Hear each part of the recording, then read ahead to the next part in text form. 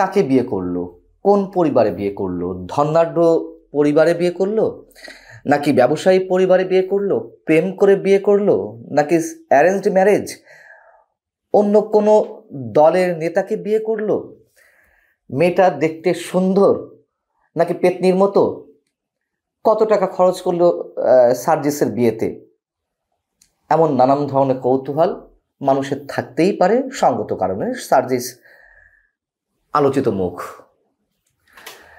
কিন্তু আমার বিন্দুমাত্র সার্জিসের বিয়ে নিয়ে এ ধরনের কোনো কন্টেন্ট করার ন্যূনতম কোনো ইচ্ছে ছিল না।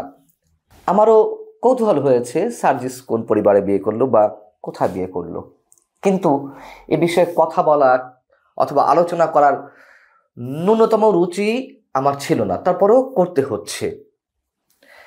সার্জিস যেখানে বিয়ে করেছে সেই পরিবার সম্পর্কে কি জানা গেল, অথবা সেই মেয়ে সম্পর্কে কি জানা গেল?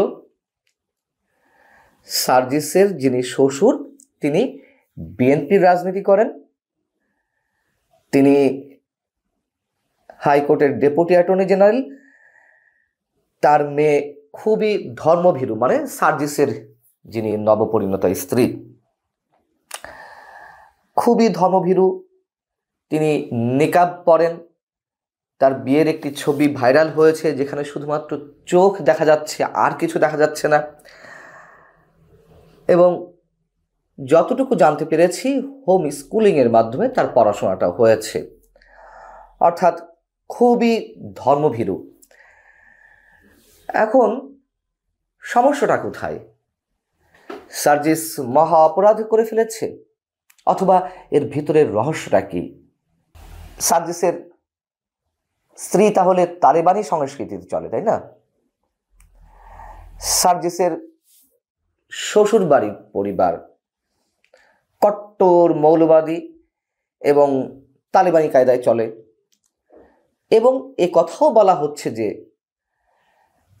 সার্জিসের বিয়ে কে ঘটিয়ে দিল, কার মাধ্যমে এই সম্পর্ক ঘটলো। যদি সেটেল ম্যারেজ হয়েই থাকে, বিএনপি পরিবারের সঙ্গে সার্জিসের আত্মীয়তা, তার মধ্যে রাজনৈতিক গুরু রহস্যটা কি? বিষয়টা হচ্ছে যে এগুলোর মধ্য দিয়ে আমাদের নিম্ন রুচির পরিচয় আমরা নিজেরা দিচ্ছি। আমি যারা আমার নিয়মিত ভিডিও কন্টেন্টগুলো দেখেন, 5 আগস্ট অনেক আগে থেকেই, কোটা বিরোধী আন্দোলন শুরু হওয়ার পর থেকেই এই সার্জিস আলম হাসনাতদেরকে তুমুল সমর্থন করে যাচ্ছিলাম। কিন্তু 5 আগস্টের পর থেকে 8-10 দিন পর থেকে ঠিক একইভাবে যতটা তাদেরকে সমর্থন করছিলাম 5 আগস্ট পর্যন্ত, পরবর্তীতে তার দ্বিগুণ, তিনগুণ, বহুগুণ সমালোচনা আমি তাদের করছি নানান কারণে। তাদের সঙ্গে মৌলবাদীর গোষ্ঠীর কোনো সম্পৃক্ততা আছে কিনা, 71কে অস্বীকার করার তাদের যে প্রবণতা, দেশকে অস্থিতিশীল করার তাদের যে এক ধরনের প্রচেষ্টা বলি, বা তাদের কর্মকাণ্ডের মধ্য দিয়ে অটোমেটিক্যালি দেশ অস্থিতিশীলতার পর্যায়ে পৌঁছে যাওয়া, তাদের বিরুদ্ধে চাঁদাবাজির অভিযোগ, মানুষের চাকরি খাওয়া, যেখানে সেখানে মবের সংস্কৃতি তৈরি করা, হুঙ্কার হুঁশিয়ারি দিয়ে পুরো সমাজকে একটা আতঙ্কের মধ্যে নিয়ে যাওয়া, অনেক অনেক বিষয় তাদের সমালোচনা করেছি, এখনো করছি।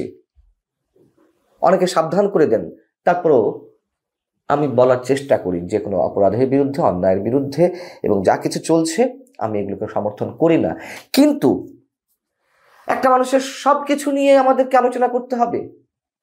একটা মানুষের পারিবারিক জীবন, ব্যক্তি জীবন, সব কিছু নিয়ে আমাদেরকে আলোচনা করতে হবে। আমাদের রুচি, আমাদের সংস্কৃতি এতটা নিচে নেমে গেছে, সেই মেয়ে কাউকে চেহারা দেখায় না, নিকাব পরে চলে, কি হয়েছে সমস্যা? তাতে তার পরিবার তালিবানি সংস্কৃতির মধ্যে চলে গেল। হ্যাঁ, যদি প্রমাণ যদি মেলে, তথ্য প্রমাণ চলে আসে বা এর মধ্যে উদ্ঘাটন হয়েছে, এগুলো নিয়ে আমরা প্রশ্ন তুলতেই পারি। কিন্তু আমরা যদি পোশাকের স্বাধীনতার পক্ষে কথা বলে থাকি, কে কেমন পোশাক পরবে, ন্যূনতম স্বাধীনতার সঙ্গে এটি তার অভিরুচির বিষয়, তাহলে কে কেমন তার ব্যক্তি জীবনে বোরকা পরবে, হিজাব পরবে, নিকাব পরবে, এটাও তো তার স্বাধীনতার বিষয়।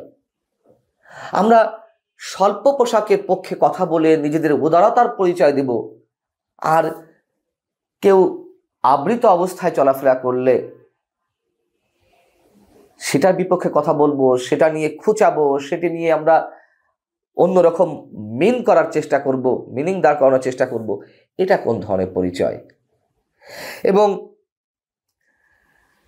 এই যে বিএনপি পরিবারের সার্জিস বিয়ে করেছে, বলার চেষ্টা করা হচ্ছে তার মানে এই আন্দোলন 5 আগস্ট যে গণ অভ্যুত্থান, তার সাথে বিএনপির সম্পৃক্ততা ছিল। অনেক আগে থেকেই বিএনপি নেতারা এই সার্জিস আলমদের সঙ্গে ঘনিষ্ঠতা করে তাদেরকে পথে নামিয়েছে। বিএনপি তো ওপেন বলছে, এখন ওপেন বলছে, হ্যাঁ আমরা কিছুটা পরিচয় গোপন করে, রাজনৈতিক পরিচয় গোপন করে আমাদের ছেলেদেরকে, আমাদের নানান পর্যায়ের নেতাকর্মীদেরকে আমরা এই আন্দোলনের সঙ্গে সম্পৃক্ত করেছিলাম। তো অপরাধ কি? আওয়ামী লীগ হলে কি করতো? এই আন্দোলনকে ব্যবহার করতো না? এখন বিষয় হচ্ছে যে যদি মৌলবাদী রাজনীতির কথা আসে, আওয়ামী লীগের সাবেক মন্ত্রী, যুবলীগের সাবেক সাধারণ সম্পাদক মির্জা আজম আওয়ামী লীগের তো অনেক বড় পোস্টে ছিলেন, অনেক বড় নেতা ছিলেন। তিনি সম্ভবত সাংগঠনিক সম্পাদকও হয়েছিলেন। আমরা কি শায়খ আব্দুর রহমানের কথা ভুলে গেছি? শায়খ আব্দুর রহমান মির্জা আজমের বোনের হাজবেন্ড, জেএমবি নেতা ছিলেন, যার ফাঁসি হয়েছে কথিত বাংলা ভাই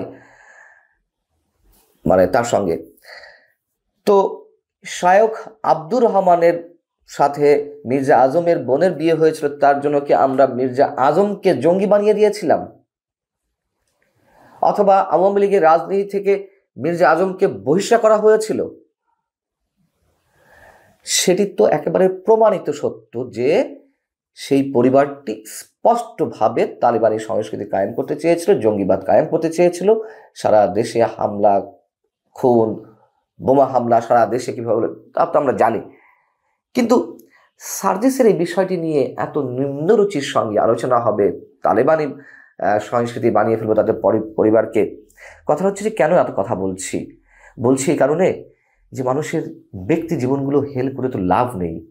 প্রত্যেকেরই পেশাগত জীবনের পরিচয় থাকে, রাজনৈতিক জীবনের পরিচয় থাকে, ব্যক্তি জীবনটা একেবারেই তার নিজের। এবং ধর্মীয় পরিচয়টাও আমি মনে করি যে একেবারে ভিতরে, যদি কিনা সত্যি সত্যি তালিবানি কানেকশন, মৌলবাদী কানেকশন, জঙ্গিবাদী কানেকশন, এগুলোর সঙ্গে আমরা খুবই স্পষ্টভাবে কিছু না জানি, এগুলো আমাদের রাজনৈতিক সংস্কৃতিকে নিচের দিকে নামিয়ে দিচ্ছে। তার চেয়ে বড় ভয়ঙ্কর হচ্ছে ওই পরিবারগুলো, ওই ব্যক্তি জীবনগুলো ট্রমাটাইজড হয়ে পড়ে। কোনো ব্যক্তি জীবনকে আঘাত করার অধিকার আমাদের কারণ নেই।